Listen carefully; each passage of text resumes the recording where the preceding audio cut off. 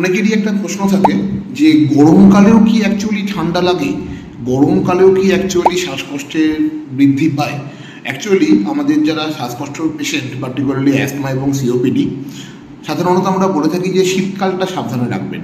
Acute ঠান্ডার টাইমটাতে কিন্তু ব্রঙ্কোস্প্যাজম হয়, ঠান্ডা লাগা বেড়ে যায়, কাশি হয়, কফ ওঠে, বুকে সাঁই সাঁই শব্দ হয়, ইত্যাদি ইত্যাদি। কিন্তু যখন অ্যাকিউট গরম পড়ে, এই টাইমটাতে আমাদের পশ্চিমবঙ্গে একটা তাপ প্রবাহের একটা ইফেক্ট চলছে, চারিদিকে লু বইছে, টেম্পারেচার 40-এর উপর থাকছে সবসময়। এই সময়টাতে পার্টিকুলারলি এরকম পেশেন্টদের দেখবেন কি হয়, প্রচণ্ড গরম হাওয়া এবং তার সঙ্গে হিউমিডিটি থাকার জন্য আমাদের শ্বাসনালী প্রচণ্ড বাজেভাবে ড্রাই হয়ে যায়।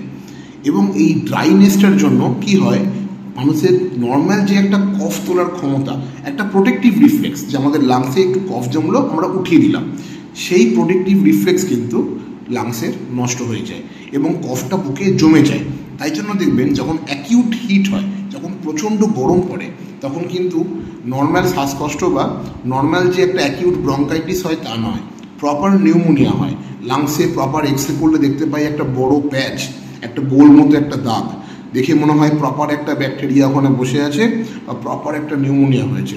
এবং এর ট্রিটমেন্ট তখন কিন্তু নর্মাল ইনহেলারে অনেক সময় হয় না, আমাদের হয়তো অ্যান্টিবায়োটিক্স বা নেবুলাইজার এগুলো শুরু করতে হতে পারে।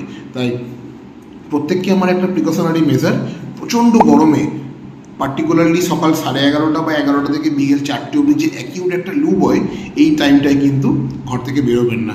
এই সময়টা ঘরে থাকবেন, সাবধানে থাকবেন এবং প্রচুর করে জল খাবেন, যাতে শরীরটা আমাদের ময়েস্ট থাকে হাইড্রেটেড, তাতে যেন কফটা জমতে না পারে।